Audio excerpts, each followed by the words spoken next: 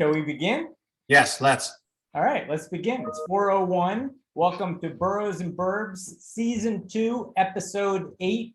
We have Greg Heym, Chief Economist for Brown Harris Stevens, and we have Kevin Kovesci, Senior EVP and Managing Director of Sales for the West Side office. And I'm very excited because we are back in New York after a couple of, wrong turns where we did a show in Montana. And I'm sure a lot of people were like, wait a minute, Montana is not a suburb of New York. So we had to make the case that Montana is going to become the next suburb of New York.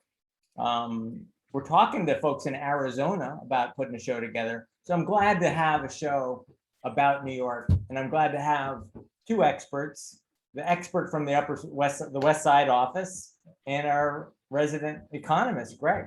So welcome back to the show, Greg. Well, I came back, so there you go. Thank you.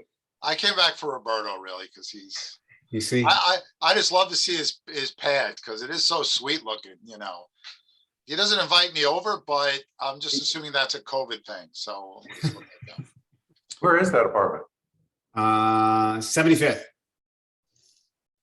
Where are those windows on 75th Street? We only go that far. Okay, got it. Stalkers. Indeed. So I'm so happy you guys are both here.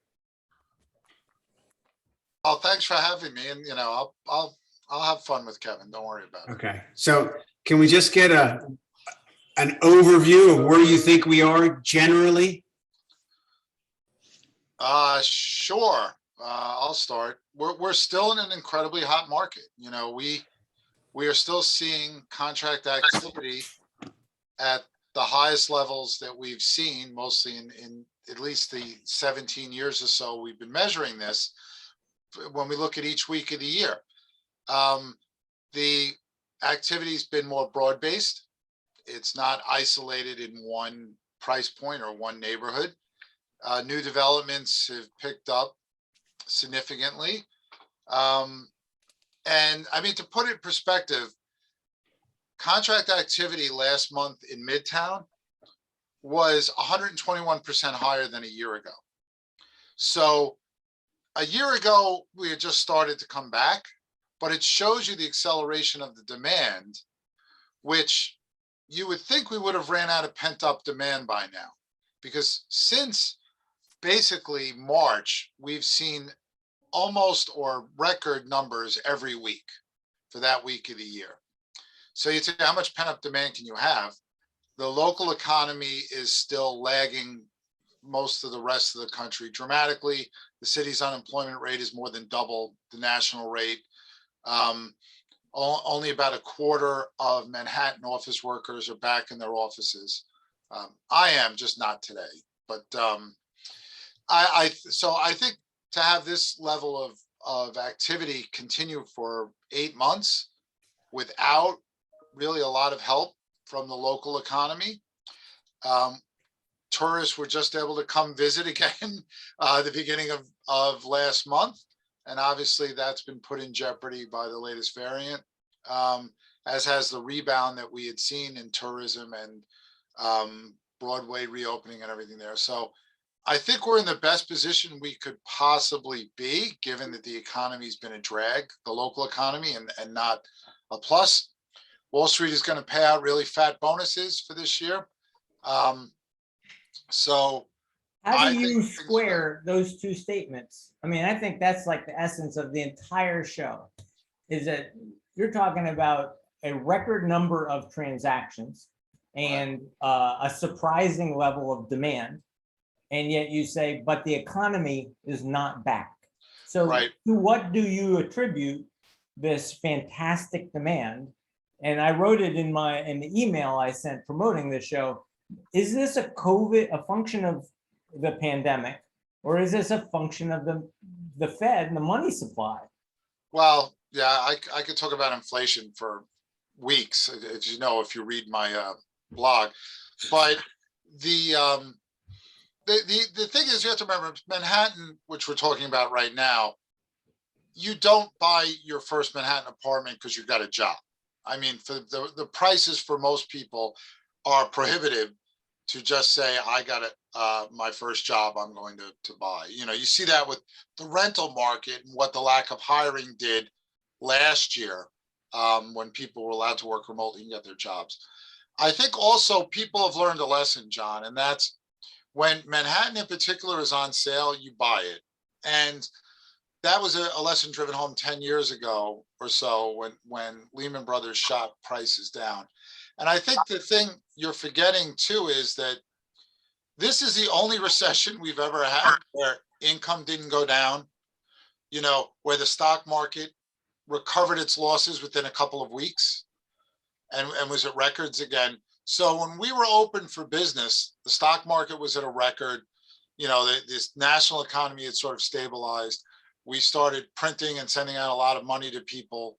And I think the other boroughs have not seen the jump that Manhattan has seen in the last couple of months because most of them remain Stop it. even through the pandemic. So anyway, I'll let Kevin chime in because he's on the front lines a little more than I am. I think you covered it. The fact of the matter is that, inventory has gone down. I was on an Urban Digs call this morning where they talked about the fact that there was a net deficit in inventory of nearly 900 listings. And when you add in the contract signed, or you take away the deals that were done, the contracts that were signed, and the listings that were added, and you take out those that were taken off the market, it's at 900 units less than were sold. So we are heading toward an inventory problem, and I think that ultimately we may see that in price. But I don't see, Greg, maybe you can tell me whether or not I'm wrong, but I don't see an increase in price yet. You're right. Not drastically. Why is that? Why is that? I mean, this is like the craziest time I've ever seen, and the prices aren't really going up. Well, because inventory relative to demand is very tight, right? We have the month supply of inventory is sitting at a little over 5 months in Manhattan. Last we measured it a couple of weeks ago. That means if we didn't add any apartments, we would sell them out in 5 months.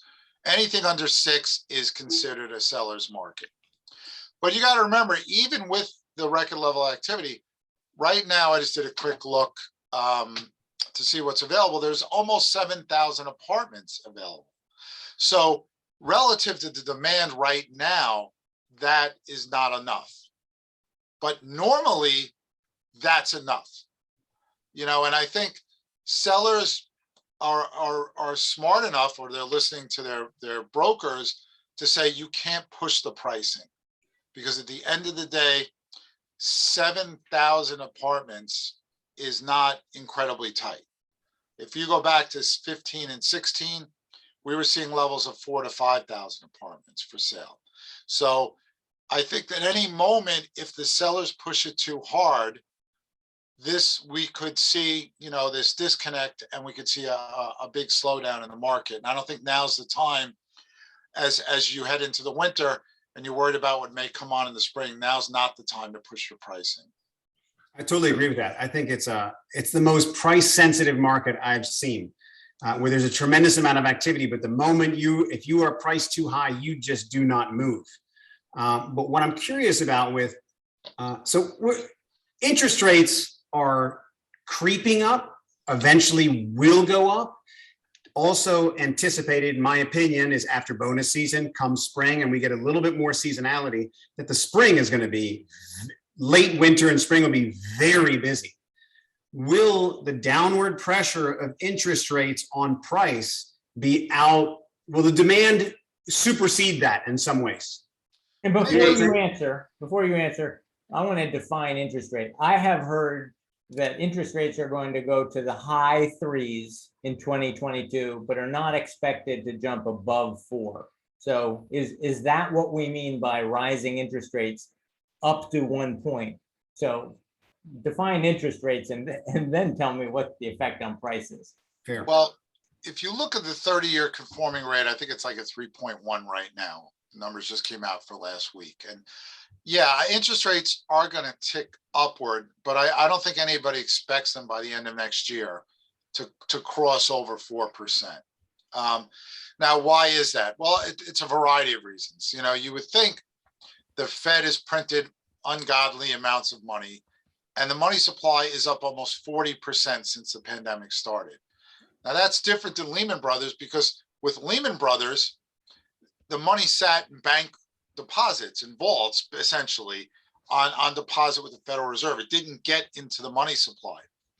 But what's dangerous now is that we've been sending checks to so many people for so long. The money supply has risen at a time when the supply chain issues, and yes, President Biden, I know what a supply chain is. I think most people do. I thought that was really, you know, a terrible thing to say. But, you know, PlayStation 5 went on sale over a year ago, and you still can't buy one. You know, that's how I sum it up. But so you'd say, well, interest rates have to go up. I mean, if the money supply is this much and we have this runaway inflation, worst we've seen in over 3 decades. But you got to remember, long-term rates are also a function of volatility and panic and expectations and fear. One of the things that happens when you have a new COVID variant or some other scary event happening is there's this overreaction. You saw last week what happened to the stock market on Friday. I mean, it nosedived over 2% because that's when this new variant started to come out. That's going to bring rates lower because people are going to take that money out and they're going to buy bonds with it. So I think we have to realize that the normal rationale, that is, money supply goes up and inflation goes up, people are going to want to charge higher rates to lend money for longer periods of time. That all sounds very reasonable, but you know, bonds are still the panic room for people. When the world is going, you know, crazy, they buy bonds, and I think that's why we're spoiled. You know, we had a housing bubble in 2006, 2007, when conforming rates were between 6.5% and 7%. So this market, especially if the economy here starts growing, can easily absorb 4% mortgage rates. I don't really think that's a problem. Let me ask you something. So as John was saying, so if that happens next year, we would anticipate getting up towards 4, not above 4. Let's look 2 years, 3 years, 4 years, 5 years. Does that sustain? Does it drop? Does it continue to slightly rise? I think the biggest problem lying out there is the Federal Reserve's mismanagement of inflation, right?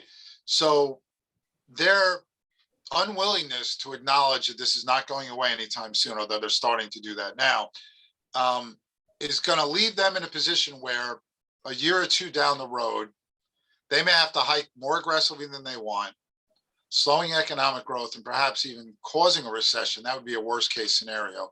But that happened in the early 80s. Kevin remembers that. Paul Volcker had to start a recession to break the back of inflation. You know, Jerome Powell getting renominated is a very scary thing, because I think him and the Treasury Secretary are guilty of malpractice here. They have not focused on what is the fundamental danger right now, which is the rate of inflation, which is real wages negative for Americans, and is not going away anytime soon, because that money supply increase doesn't go away. Look at a chart of M2 over time. I post this in my blog a couple times. It never goes down, the money supply. We don't really take money out of the pockets of Americans. You can say, well, we could tax them more, but the actual currency and money that they can spend in their checking accounts doesn't go down.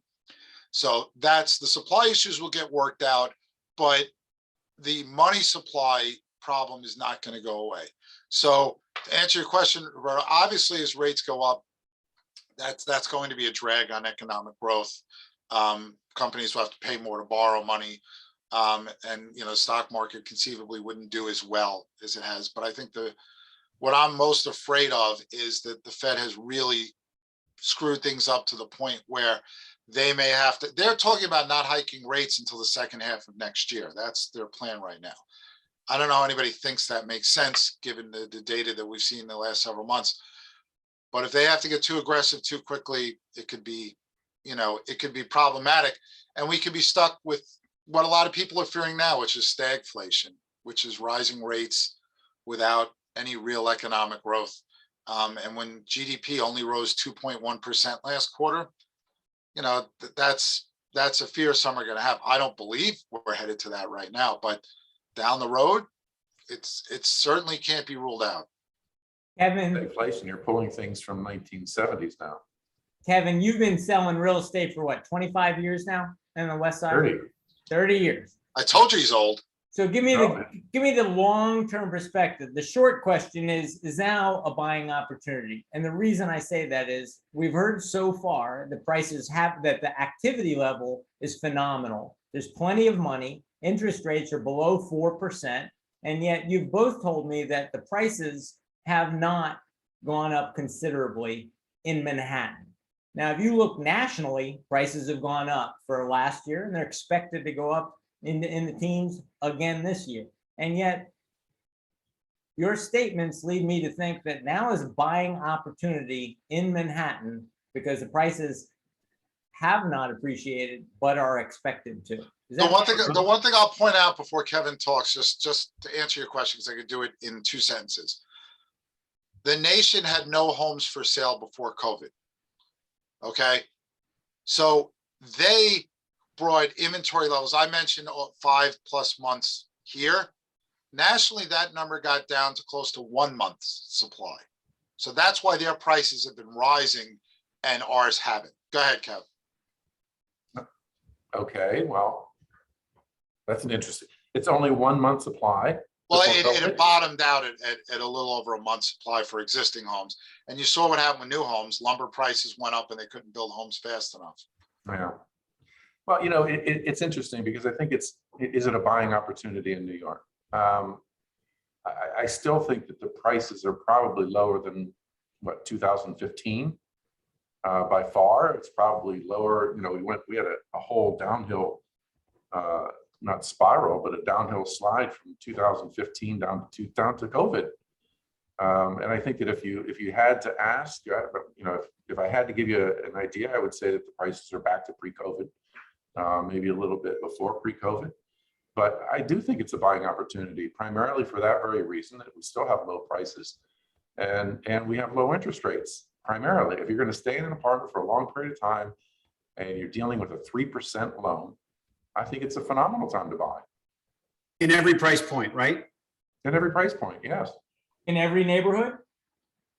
Well, neighborhood is a function of where you want to be. So I think it's relative to, like Kevin said, you have to look at it saying, is this the cheapest this apartment has ever been? No, but you can remember a time just a couple of years ago where you would have paid more in many areas because that 15-16 market was so tight that we didn't see this kind of rebound from Lehman Brothers. Things rebounded quicker than a lot of people expected, but we didn't see record contract activity after that. And, having 7,000 apartments for sale, again, that could just as easily be a lot of apartments as it is a little right now if buyers get drawn away from the market because prices start rising too quickly.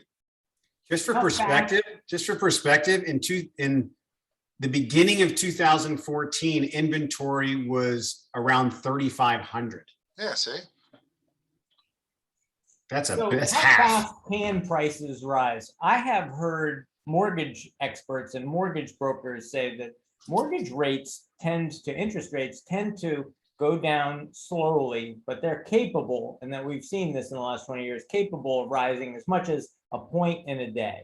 You can see, is that not true? No, that's not true. How fast can interest rates rise and how fast can prices rise in Manhattan from where we are today? I would say not very fast. I mean, you would need something pretty. I think if rates are going to change quickly, it's going to be the opposite way. They're going to drop quickly because let's say you have a terrorist attack or the stock market or Omicron or whatever kind of cataclysmic event you have causes a stock market crash. People will dump stocks and buy bonds, and that will bring the interest rates crashing down on those bonds. We've been in a bond bear market for decades. This isn't like a new phenomenon, John. I mean, you're old enough to remember the interest rates of the 70s and early 80s. I was just this big, so I don't. I've read about them, but you know, we don't have inflation as the same problem it was. You know, when you talk about a 4% rate being maybe a game changer or it's going to cause a shift in the market, that sounds hard to believe given history. I do think the problem now is we made a mistake, I think, of cutting back oil production, which has caused fuel prices to rise almost 60% in the last 12 months. You know, I got a letter from my natural gas company warning me that my bills were going to be terrible this year. And I think that that's scary. You know, we look at core inflation as a way to kind of avoid these bumps, but at the end of the day, people need to heat their homes and people need to put gas in their cars and they need to buy food. So I don't, even with that, I don't see rates rising that quickly. I don't see that as a possibility. Greg, let me ask you a question. Oil prices, aren't we paying about as much for gas as we have for the majority of the last 10 years? Well, it's like interest rates, though. People don't care what they were paying 10 years ago. The fact is that in the end of the last decade, gas prices came down. And I think the speed at which, because we became energy independent, whatever you think about the environmental impact of that aside, we became energy independent. We weren't relying on OPEC to buy our oil. So there was a stability there and the demand was stable. Like there wasn't any. COVID erases demand, right? For a long time. And then it's just like the development cycle here in New York. When the recession hits, nobody will build anything. You come out of the recession, you don't have enough apartments to go around. And I think that I mean, fuel oil prices in October were up, I think it was up 26% in just that month. That's the kind of shock that really, you know, does damage to the economy and the recovery when people see something change that quickly. So can we talk about inventory for a second? So we obviously have no idea what inventory level is going to be. We don't have any sense of any gauge to project that. But do you guys think, like Kevin, you see a lot of, you know, you have a whole tremendous number of brokers. Do you have a lot of people whose clients, their sellers saying, we want to wait until spring and we're going to put it on? Like, do you see it stacking up so that you feel that there's going to be a lot of inventory coming, more so than what would be seasonal at that time? No, I don't necessarily think that would be the case. I did notice, you know, as we were looking today at the Suburban Diggs graph, and what I can do is I can give you the link to that, to the web session that you did today. But what's interesting is how every November, December, the number of apartments that are taken off the market always jumped. So the inventory always dropped, but primarily as a result of people taking apartments off the market.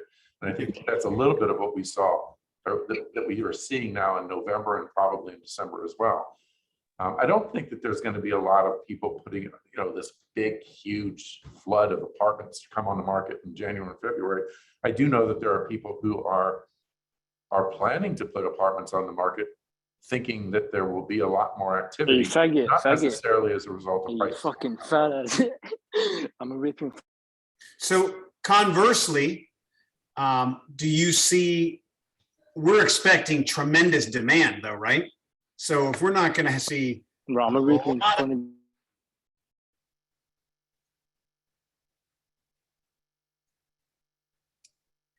You have to unmute yourselves, you three. That's all right. Go ahead. Wait, what was the question there at the end? I got so you don't necessarily see a big glut of inventory coming or more than what would be normal, but we are expecting, or would you agree that we're expecting more than typical demand? Why do you think that?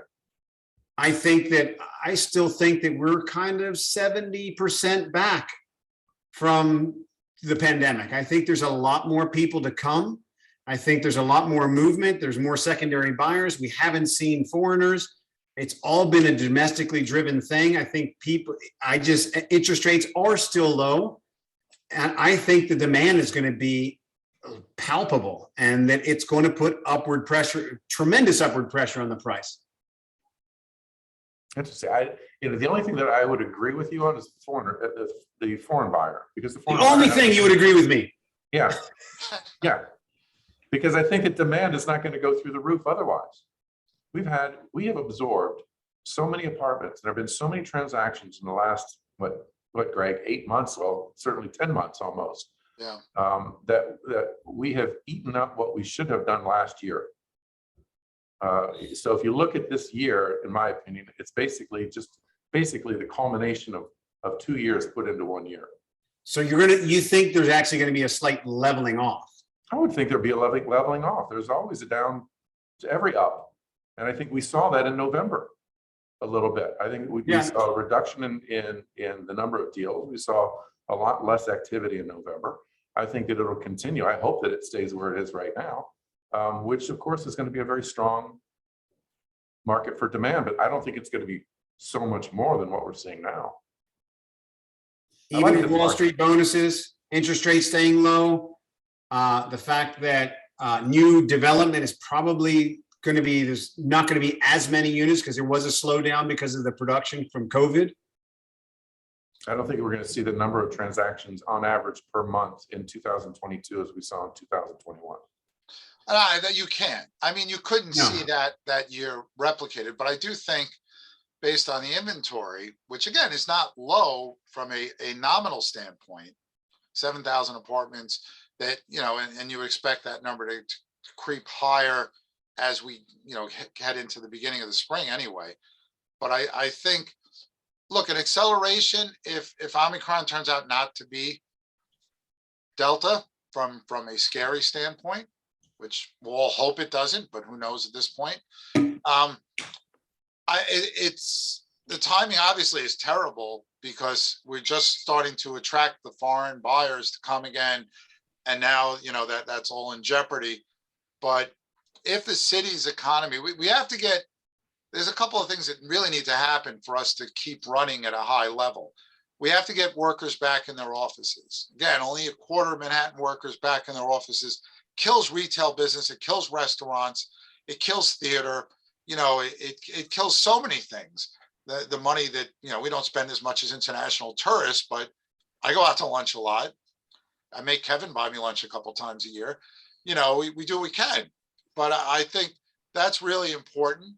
And, we need, if the local economy becomes, the wind at our backs instead of in our faces, that will help. And the bonuses are going to be huge, but, bonuses have been really huge for a while. I mean, we could be looking at $34 billion if, it's the latest forecast that some sectors of Wall Street will see as high as a 25% bonus. So if we assumed a more moderate total bonus, again, it would still approach $35 billion cash. A lot of people that think that's options. This is a misconception. When the state comptroller reports bonus money, that's cash in Roberto's pocket because they only know income when they tax it. They don't know that he may have gotten options that don't vest for X amount of years or he's getting deferred compensation. All they know is what he got above normal, and that's how that number is calculated. So I think Wall Street bonus is going to be huge. I think the stock market's going to continue growing. Why did you say the foreign buyers is in trouble? Well, if this variant, continues to rage on, you're looking right now. I think I saw the Biden administration is going to announce, or maybe they've announced it already. They want negative tests for international travelers to come in. But that's travel. If you're a foreign buyer and you're looking for if you're looking for a hedge against inflation and a place to park your money, there's plenty of empty apartments in New York that don't require travel. I get it, but I think that anything that makes it more difficult. And look, we know that among the biggest buyers, there's been currency rules and regulations that have limited how much money they could take out of their country, China most notably. But luckily, 99% of our market doesn't rely on the foreign buyer. I think people forget how small a percentage of the market we're talking about. More than half of what gets sold in Manhattan is a co-op. The rules co-ops have really don't lead themselves to foreign-owned buying. They're heavily in luxury new developments, which are a very small part of our total market. So I think, you know, we need to be more open, and this variant is going to prevent that happening for a while. And I think when the other thing is, people don't like to make big purchases, big decisions at the end of the year. And people really don't like to make big decisions when there's big uncertainty out there. And right now, we have this uncertainty. Is this variant going to push lockdowns again? What is it going to do to the economy? You know, I mentioned Jerome Powell and how terrible I think he is. The one good thing about Powell getting renominated is Wall Street likes that, because Wall Street likes Jerome Powell, because Jerome Powell keeps rates unnecessarily low, which Wall Street loves. And that's certainty. They don't want a new Fed chairperson to come in. The one that was, you know, predicted to possibly get the job instead of him is going to be vice chair, has a much different approach to the job than Jerome Powell did. So I think that's good. But this uncertainty right now at this time of year, people may say, you know what, I'm going to regroup. I don't want to make a big decision or a big purchase. If this variant gets bad, maybe the buyers will drop away from the market and the prices will come down again, you know, so that people that missed the bottom can take advantage of it.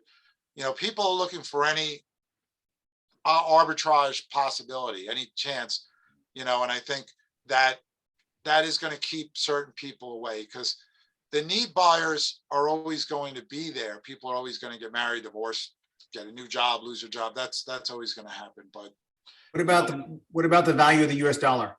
It's strong. well, yeah, you know, I think we're lucky that the rest of the world is kind of a mess and has not seen the recoveries that we've seen. I think that we run a real problem when you, I mean, I'm not going to say that we're never going to pay back these deficits, we're going to go bankrupt, because it's just not going to happen. I mean, we could be over $30 trillion in debt, and we can still borrow money at next to zero rates. It does make you feel a little omnipotent, you know. That sounds like I'm something gonna- Jerome Powell might say. Well, Jerome Powell likes to use words like transitory and under control, and he's a lawyer. He shouldn't be chairman of the Fed. Don't take jobs away from economists. We need as many as we can get. So I think the exchange rates are not really something to worry about so much right now, because it's hard to say, with our economic growth having slowed dramatically last quarter, maybe inflation will start to ease a little bit next year. That's what everybody's predicting, as supply issues get under control, which will stop putting upward pressure on the dollar. We all say we want a strong dollar, but that's not exactly true, right? Roberto wants a weak dollar because he wants that European and other foreign money to get more for an apartment. That's what we would all like. Until they take a trip. Right. Then we want them to spend ungodly amounts of money. And I think something like that is good in the short run. But in the long run, it's not good to have anything artificially low or high. You know, people can take advantage in the beginning, but then it does long-term damage, in my opinion. Kevin, I want to come back to the Manhattan market. How many agents do you manage on the West Side? On the west side, about 100 agents here and another 25 in Tribeca, 25 on the roster, probably about 15. And what are you hearing from your agents now? Are they worried about inventory? Are they optimistic? Are they advising their customers, this is a buyer's market, you got to get in there? I mean, what is the mood from your 125 agents? They are making hay. In December. Exactly. Well, they're making hay while the getting is good. And the fact of the matter is that what we put on has been selling. We've been still having bidding wars. There's still a lot of interest from buyers. Doesn't even matter the neighborhood. My agents happen to do a lot of apartments all over the city. And what's quite interesting about it is that there's a lot of stuff that we do downtown, a lot of stuff we do on the east side, primarily west side, of course, and of course the Tribeca agents. Tribeca agents are all over the place. It's probably do more Brooklyn than any other place. So, what we put on the market, if priced properly, and as long as it doesn't need a renovation, and that's key right now, is selling. They're getting offers on it. And if it's not selling, wait it out, because I think that we're ultimately going to find a buyer for it. Be patient. It's a market where if you're not selling an apartment, be patient. Try to get a price drop. If you can't get a price drop, be patient. It'll happen. There will be a buyer for it. Max Scherzer just signed a $140 million contract with the Mets, and he's coming to New York. What are you going to sell Max when he gets to New York? Are you going to sell him on this show? We heard about $90 million townhouses. And I know we have some new skyscrapers in New York that Max has not seen yet. What do you sell Max with his $140 million contract? Well, that's Roberto's job. Anything he wants. Oh, it's Roberto's job to make sure he doesn't buy something in Connecticut from John. That's Exactly. Let's get to that. How about the commute? Is the commute still an important factor for you, John? Yeah, I have to say, I've been taking buyers out this week, and they are really, really frustrated with having, both of them have lost many deals. They're at that sort of $1.5 million. The first thing they do is they say, well, maybe I have to inch up to $1.6 million, $1.7 million. Then they're still discouraged at how little inventory there is on the market. So the next thing they say is, well, I'm willing to move off of my initial search on, say, Westport and Darien on the main line, and maybe New Canaan. I'm willing to look at Wilton, Ridgefield, which adds another 20, 30 minutes to their commute. When you ask them why, they say, oh, I only expect to have to go into Manhattan 1 or 2 days a week. And they don't think that that's in the next year. They think that permanently speaking, they're only going to have to go into the office maybe 2, maybe 3 days a week. So they're extending the geography to more difficult commuting towns. Yeah, I think, look, I live in Long Island. I'm not the only person here that commutes to work. I mean, commuting is miserable. It's miserable without COVID, but wearing a mask on a train for an hour is a miserable experience. The trains are getting more crowded, which I guess is good that more people are coming back. But I wouldn't, anytime something dramatic happens, there's always these procrastinations and proclamations that, oh, I'll deal with it later. I'm going to be able to work from home as long as I want. I think companies are starting to get tired of this. Wall Street in particular is pushing their people back. And I think the decline in demand for office space has not been commensurate with what you're hearing from people. Companies are not shedding space. Maybe they just assume there's no takers, but we've not seen the purge of space that we would have thought, given what's gone on. And I do think that I can tell you, I can do the hybrid thing, but it's not my first choice. I think I'm an old guy. I like regularity. I like getting up at the same time every day. I like going to an office. I like being focused. The problem is, when you work in an office with real estate brokers during a pandemic, they're not really in, because they're out, especially now they're out showing. So I'm sure people are making those decisions in that way. That's why my market here in Nassau County has been so hot, and Westchester has been so hot, and Connecticut has been so hot, and Jersey has been so hot. But when people count out the idea of people going into Manhattan to work, they're usually wrong. And tech firms have taken more space here. And I think you're going to see it's not going to be the timetable that we all thought. People thought like 2/3 of office workers would be back by now. But so I think people's expectations they might be overshooting it. I think companies are going to want people in.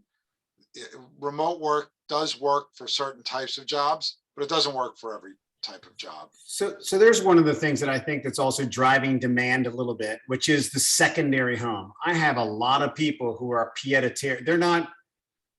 They're part of the demand is they want to buy an apartment in the city while they live somewhere else. Likewise, people who are, when it comes to the whole concept of co-primary residence, where a lot of people, granted, you have to have the means to have, an apartment here and a house somewhere else. I wonder if that's driving any of John's market, where you have some people that are keeping their place here, but they want to buy a house out there. And then, John, you had talked about also, is New York too expensive for the average Joe? I was at an open house today. There's a loft in Soho that was just listed 2 days ago, or maybe a day ago, and they have 2 offers already. They're going to go to best and final on Monday. When I went there today to preview it for a client, it was people coming in and out. It was a revolving door. And there was one guy talking to the broker. What's that? What was the price range on that? It's 3,125 or something like that. But the broker was talking to one guy, and I felt for him, because you could tell he was a professional guy. He had his his shit together, and he was sitting there talking to the broker, kind of saying, look, I talked to my bank. I've got this in order. And I was just looking at him and watching these people. I was like, this guy's got no chance of getting this. Someone's going to come in with all cash and they're going to blow him out of the water. But you're forgetting something, Roberto. New York has 5 boroughs, right? And we focus so much on the luxury market, and 3 million, I would consider it luxury. It's not luxury in Manhattan. Maybe that's 5 or 7 million. You're talking about a couple of percent of even the Manhattan market. The median resale apartment price is under $1 million typically in Manhattan. So that means that more than half of all the non-new product is going for under $1 million. But that's why you have Brooklyn and Queens and the Bronx. The Bronx, is really heavily renter, but you have these other boroughs. So there are options in New York City that don't involve Manhattan. And I know that Manhattan is a place where it seems to be only for the wealthy and the people that can get an affordable housing deal, because I don't know that what I would find in Manhattan, if I looked. So I agree that it's frustrating to say, well, but when has Manhattan, been that affordable to the average person? That would be my question back to you. And, I can answer that question. It was affordable when I had a 1-bedroom apartment with 2 other roommates. Was that like 1992? That was 1989. See, and what was happening in 89? A horrible recession. That was horrible. The worst the city has saw, and we haven't seen a job loss like that since. It was over 350,000 jobs lost in that. The amount of conversions, particularly co-op conversions, that happened in that decade were ungodly. And everybody was leaving. But you also remember the story just a handful of years ago where people were getting priced out. Brooklyn became so popular. People were getting priced out of Brooklyn, so they were looking on the Upper East Side. Yeah. Well, priced out of this much of Brooklyn. I mean, I'm just saying, it made a heck of a headline. No, and look, we talk about, particularly on the West Side, inventory always seems to be non-existent. The West Side and Upper Manhattan typically are your tightest levels of inventory. But you look at Brooklyn Heights, you want to buy a townhouse or anything in Brooklyn Heights, good luck. I mean, their inventory supply levels are nothing. And, unlike Manhattan, they held up pretty well in the, even in the worst of the pandemic once things reopened. Because one of the things we found out that a lot of people that left Manhattan didn't always run to John. A lot of them went to Brooklyn and Queens, to stay close and stay in the city, but just to get away from density and, crowded high-rise buildings. I would almost say that Brooklyn followed the trend of the rest of the country, because it didn't have that fall off drop the way that Manhattan saw. Well, because There was still activity going on in Brooklyn. the majority of homes owned in Brooklyn are single family homes. Yeah, which is what everybody was looking to go to. Right. Manhattan's only got about 2,000 single family homes in it. And people, you talked about the renovations before, you know, brokers always say, why isn't the townhouse market doing better? And obviously, just like any type of product, it attracts a certain group of people. And that's been helped now by people that want, I'm not gonna say isolation, let's say privacy, or that don't want to be in a dense building and having to ride elevators and come in contact with a lot of people, or people who want multi-floor living. But with all these new condos offering all these great amenities and the same or more square footage, it's been rough. And the co-ops that need renovation too face a great challenge. They are always, you know, going to be your best value play in most cases to buy, but then you've got to deal with co-op boards and work rules and things like that. So, but that market also attracts people. So I think people will choose these things for variety of reasons. I want to try a theory on both you and Kevin, well, all three of you. The theory, I want to talk about millennials, Generation X, boomers. I want to talk about demographic trends. We've talked a little bit about how interest rates affect prices. We've talked about low inventory. We've talked about how the pandemic has affected prices. We've talked about money supply affecting prices.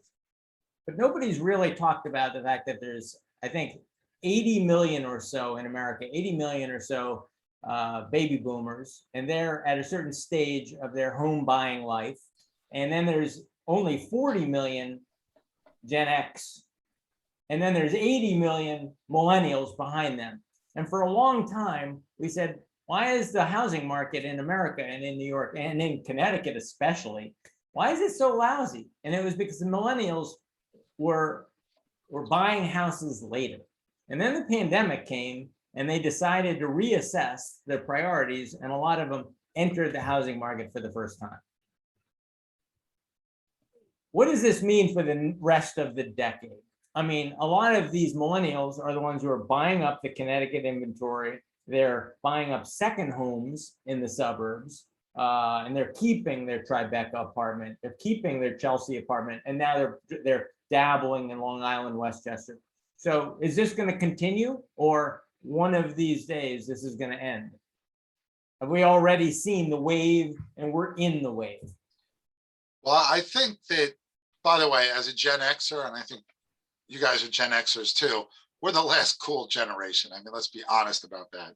Even Kevin, we're like the last cool generation. You know, we didn't invent terrible slang like Gen Zs have. If you want to see something funny, watch Elon Musk on SNL did this thing called Gen Z Hospital. It's hysterical.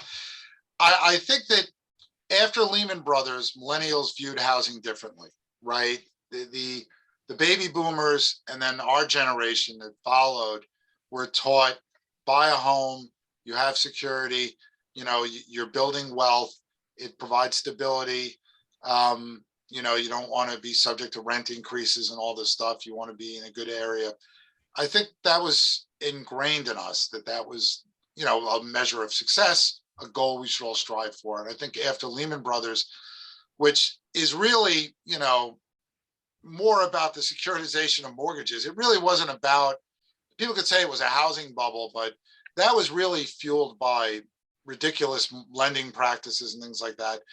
But I think people viewed it differently. They said, I know, I did this speech once for a bankers association shortly after Lehman Brothers, and they're like, I'm never buying a house again. I'm never buying an apartment. I can get 30% on my money. Why would I ever want to buy a home? You know, a home's not going to return 30%. No one could afford them if they did.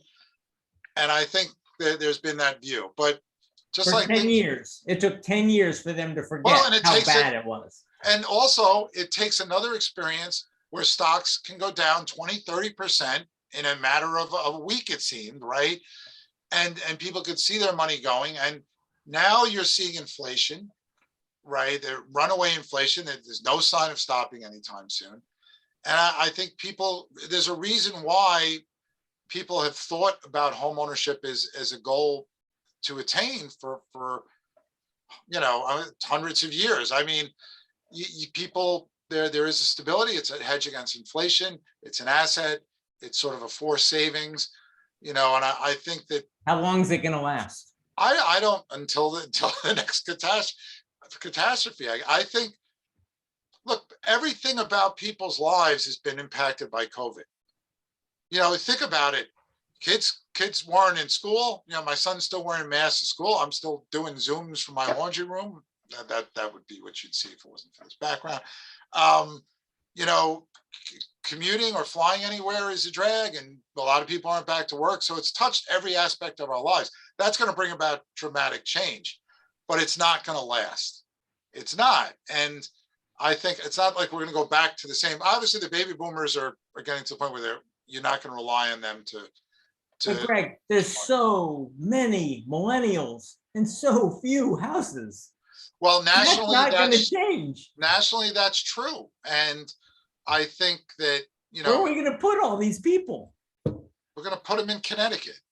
We don't have any room. Do you know how many houses are for sale in New Canaan? 60 today. You know what it was a couple years ago? 351. No, look, I, In I've got nothing to 2019, sell. in 2019, you had 351. At the peak in May, we peaked at 351. Now What- it's a seasonal low, but it's 60. no, I look. In a town of 7,000 homes, we have 60 for sale. The That's- counter of that argument is, though, that John, that not as many people are going to need to live in that part of Connecticut.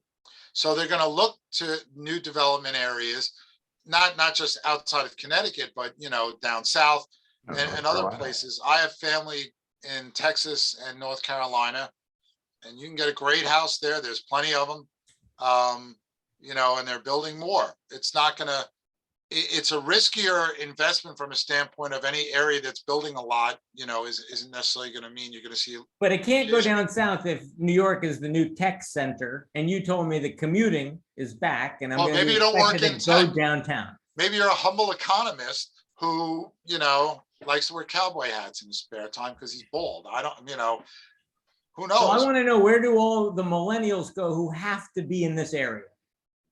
They They've already gone to Brooklyn, haven't they? Yes, I was going to say. and You're going to go to Queens Queens. and Queens. Yeah. Yeah. Because Queens, a lot of these tech companies too, they're not just looking for a hip chic space downtown. Their presence is expanding around Manhattan to the point where they'll consider Queens, because it is such a quick ride into Manhattan, depending on where you are. And I think they'll find that eventually they'll go to areas like Nassau County and other parts of New York and New Jersey that they didn't think of, because maybe they didn't want to take mass transit, or they didn't want to think about mass transit, especially after COVID. But I heard Bayonne is a sleeper. well, you got to get Gene back to talk about That's what it. one of my friend's parents told me in 1995. He said, Bayonne. He says, you going to New York? Go to Bayonne. It's a sleeper. I was like, it still is. Well, yeah, I don't want to Kevin, make fun of it Kevin, anymore. if I'm a millennial, I've just been transferred into New York. I've got my new $200,000 a year job, and I want to move my family into Manhattan. Is there anything out there for the $200,000 millennial? Or do your agents say you really ought to be looking in the outer boroughs? Well, no, I mean, it depends on what they'll give up on. The Upper East Side still has value. So there are certainly a lot of things that you can look at on the Upper East Side. It's not going to be ideal. It's not going to be absolutely close to a subway station. You can look out in so many areas of Brooklyn that are now becoming gentrified that are very exciting. For $1 million or $2 million? Yeah. Yeah. You said, well, by family, how many people are you talking about? Well, I mean, generally they start with one kid, but they plan to have, 3 or 4 Exactly. one day. Well, the inventory that we really don't have, interestingly enough, is the 4 to 7 million. And Well, it's I'm been trying one of to the figure- hotter sector, like 3 to 5 has been very high lately. And the other thing too, John, is I think you forget, like I'm coming from my house. I don't have a basement. Okay. Why? Because I couldn't afford a house this big in this area with a basement. Plus, I'm Because kind of Long close to Island it. is a big sandbar. That's why you don't have a Well, basement. I'm glad because I'm a block from a flood zone area, and Sandy kind of passed over my house from that regard. But people, make compromises.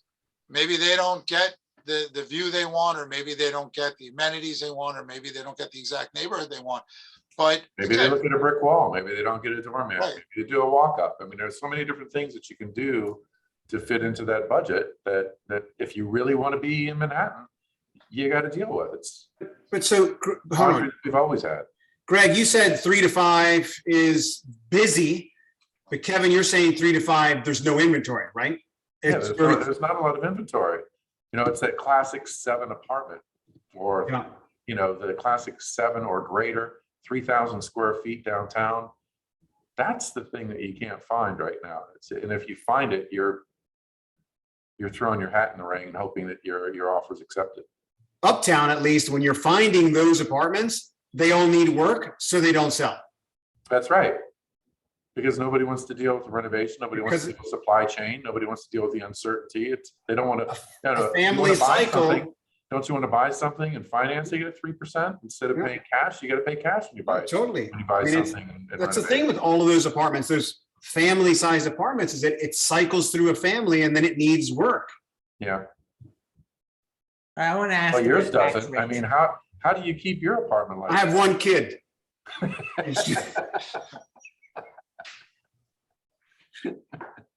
So I want to talk about that cost of ownership. I mean, after they buy these, the young families I was talking to yesterday, one was coming from Queens, the other was coming from Kentucky. They're both trying to buy $1.5 million to $2 million houses.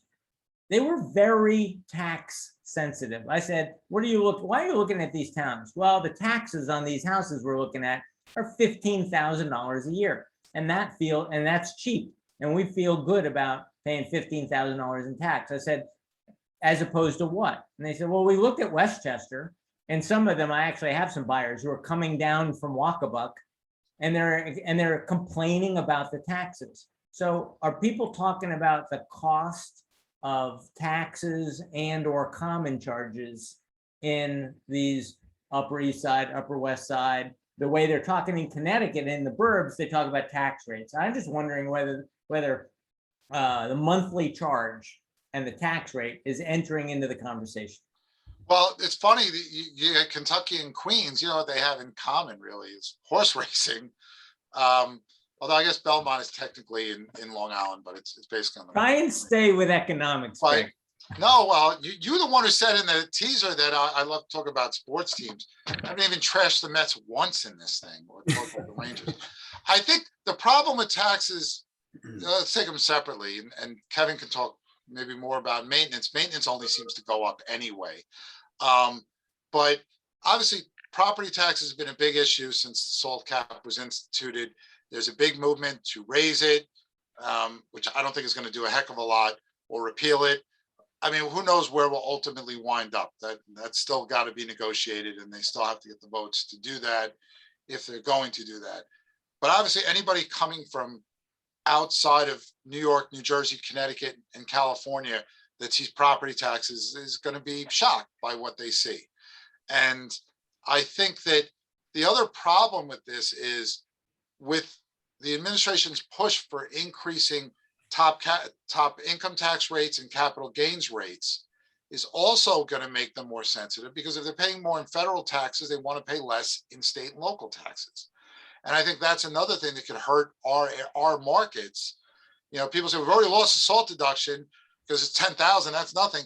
Now they're raising, the top income tax rate to this, and now capital gains are going to be taxed at this rate. I think, all of that talk is going to make them really focus on, and obviously Westchester is, the last time I saw, is still the #1 in the country for property taxes. Where I live in Nassau County is like 3 or 4. You think New Jersey, you think of areas like Greenwich and such that have ridiculously high property taxes. And they don't go down. That's the thing that we just had a reassessment here. The county executive just lost her job over a reassessment. that may have been justified, but nobody wanted to hear their taxes were going to go up 20%. You might be surprised that New Canaan's held theirs flat for 3 years, Darien flat. Westport's actually came down.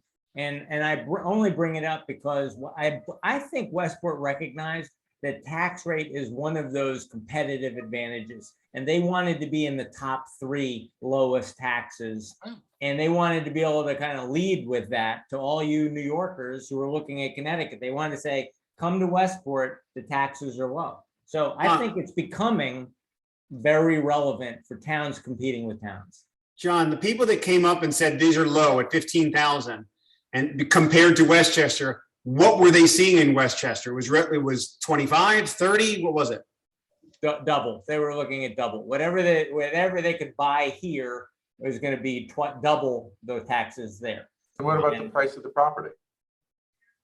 We're talking about $1.5 million purchase, and they were looking at 2 houses yesterday that had assessments of 500 and 900, and therefore taxes of 11 and 15, 16, 11 and 16,000. And they said, what were they looking at in Westchester? What price range were they looking at? Oh, well, they were looking at, so if you looked at a comparable town with great schools and all that, like Bronxville or Chappaqua, I think that they're looking at the price comes down a bit, right? You might be able to get that same house at $1 million, not $1.5 million, but the taxes might be 35, not 15.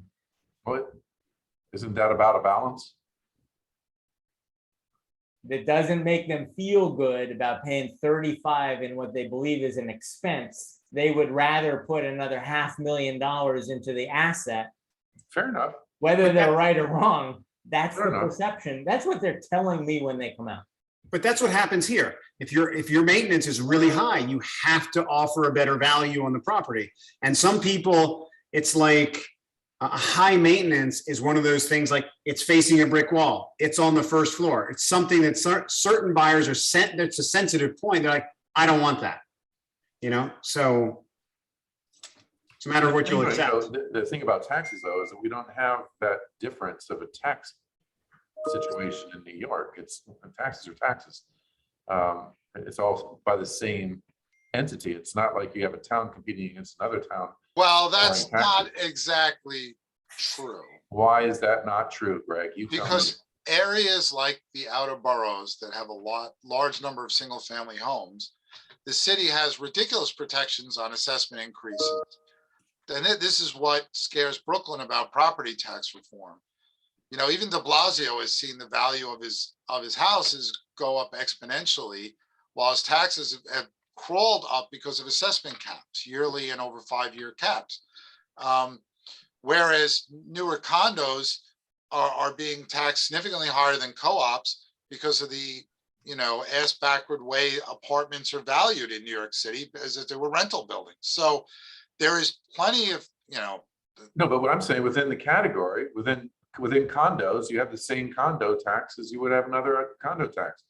Single family house is going to be the same as another. But that really single-family house. depends on, again, with a condo, it depends on the rental stock in that neighborhood. Look at the co-op, a pre-war co-op on the east side is going to be compared to a building with a large number of rent stabilized apartments that doesn't have the income it should. Whereas a condo on the Upper West Side is going to be compared to newer rental buildings that have much higher rates of taxation. So I agree with you that at least there shouldn't technically be competition between boroughs or neighborhoods because it's all governed by the same body. The inequities still exist. And people in East Side and West Side pre-war co-ops and Brooklyn townhouses, Manhattan townhouses know or should know they're paying incredibly low effective tax rates, much lower than most places in the city. And they're trying to address that. Luckily, COVID has put a stop to that because that would be, it would certainly be bad for prices if they got through everything they wanted to do. Greg, what I've noticed though is that the condos that were developed in the earlier 2000s who had tax abatements are now coming where they're losing their tax abatements. The taxes on those buildings are outrageous. Well, the problem is In comparison. those buildings are valued every year without taking 421A or J51, or whatever, 421G, whatever it is, into consideration.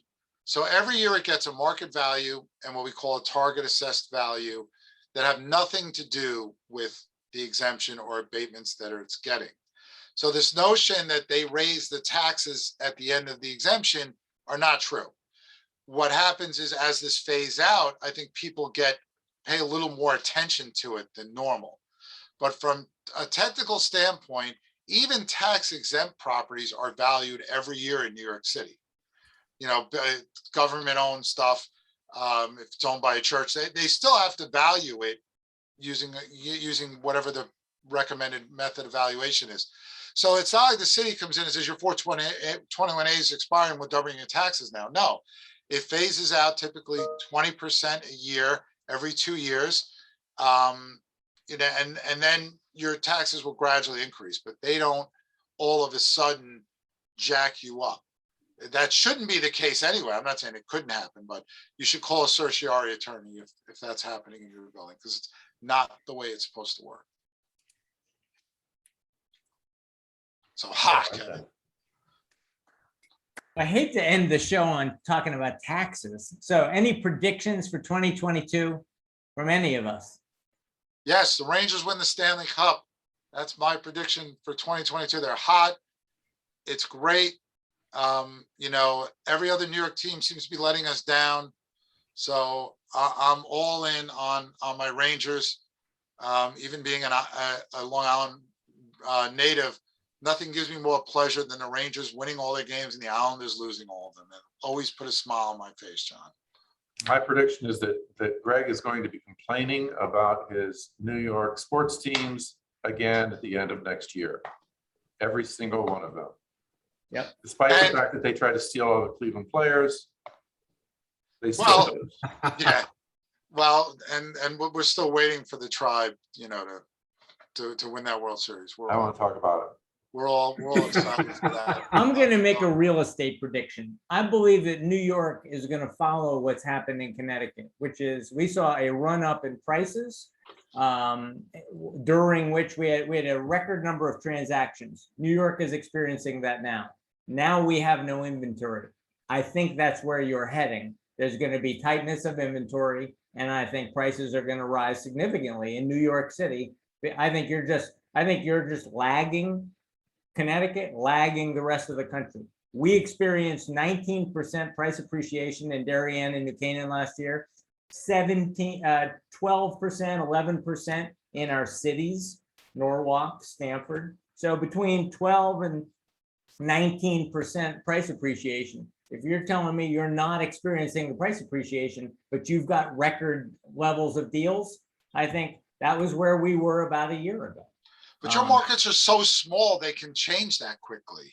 Yeah. How many homes are sold in Darien in a quarter? Like 30, 40, something like that? No, in an ordinary year, a town, New Canaan and Darien should sell 250 houses. But last year we had 500 houses sell in New Canaan and in Darien. Well, we see over 250 contracts a week, you know, so the market is going to lag because COVID was worse here. We were mostly co-ops of the greatest form of owned real estate in Manhattan. So yes, all of that puts us behind, but I don't think your level of contracts will come down and your prices will respond. They will at some point. I agree with you, but I think with the virus still lurking and keep reminding us every time we start to feel good about things, it's going to come kick us, you know, where again. I think that's keeping the sellers in check. And that's why I think we're not going to see things get too aggressive because there is so much uncertainty right now. Nobody wants to scare the buyers away because they're going to want them around. Kevin's going to want them there in the spring, you know, for the new crop of inventory that hits. I agree. I think it's going to be moderate. It's good, definitely upward trajectory, but it's going to be moderate and consistent. I do. I don't see a spike.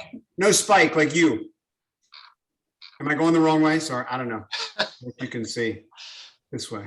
All right, this has been a great show. I think we covered a lot of ground. Cost of ownership, interest rates, the Mets, the Rangers, Kentucky. This has been a great show. Thank you, Kevin, for joining us for the first time. This was Oh, great. thank you for the invitation. Thank you, Greg, for the third time. I love having you on the show. I love baiting you and saying, but you said, and then you said, answer was, whoa, whoa, whoa, John, I didn't say that. And your other favorite expression is, you forget, Roberto. You forget, John. And I gotta have the finger when you do it. And you wave the finger. So I love having you on, and hopefully we'll get you on again soon. Thank you. Kevin, not the last time. Not the last time, first time.